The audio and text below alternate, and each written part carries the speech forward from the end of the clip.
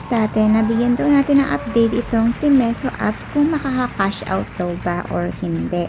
Disclaimer lang po, tuwing nag-share ako ng mga bagong live streaming, audio man yan o live, sabiling pag-aabang na lang din po tayo dahil kadalasan dito ay nag-iiba ng policy or yung iba naman po ay hindi nagtatagal. So, eto, bigyan natin siya ng update.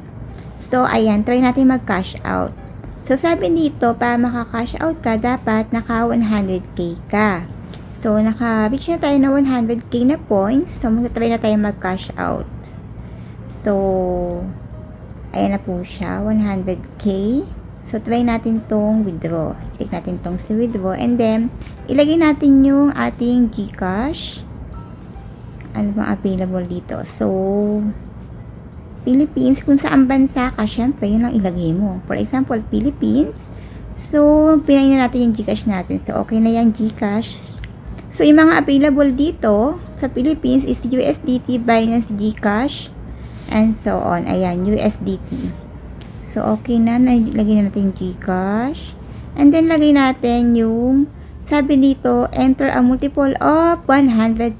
So, 100,000, hindi mo pwede ma-withdraw yung 114 kahit ilagay mong all yan. So, lalagay natin 100,000.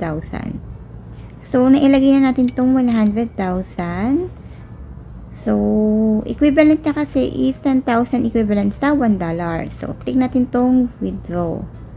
Wala namang nakalagay dito na withdrawal rule. So, hindi mo na kailangan ng invite and so on. So, lagyan natin tong withdraw. And then, image accepted. Please continue. So, dapat dito, bago ka nag-tasking, naka-face authentication ka na pa, wala na maging problema. So, dapat dito, avoid cover, keep and apply, and yung minors ay hindi pwede dito. Dapat above 18 ka kung gagamit ka ng kahit anong application. So, start verification. Only this time. So, dito maglalagay tayo ng set payment password. So, hindi tayo nakalagay dati. So, lagyan natin. So, naset na natin yung ating face verification and yung ating password. Ulitin ko, dapat hindi ka po minor dito, ha. So, okay na lahat. Withdraw na natin. So, ilagay natin yung payment method na nilagay natin. Yung password ba. So, nailagay na natin.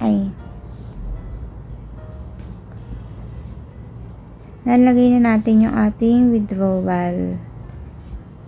So, meron siyang share this withdrawal and get 10,000 points as reward. So, share daw natin withdrawal natin. Tingnan natin activity. So, may mga ganyan. Okay.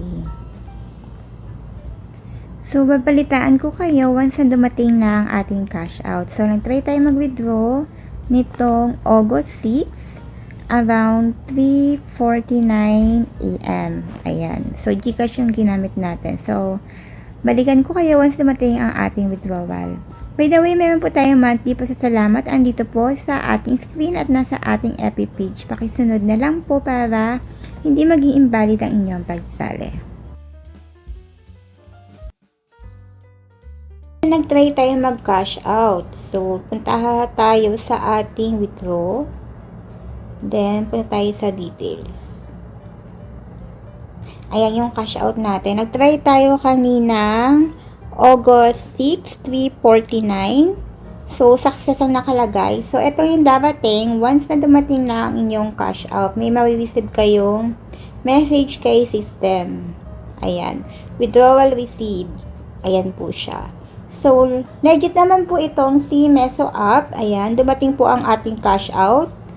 Then, pakita natin yung sa GCash. So, ayan po yung dumating sa ating GCash.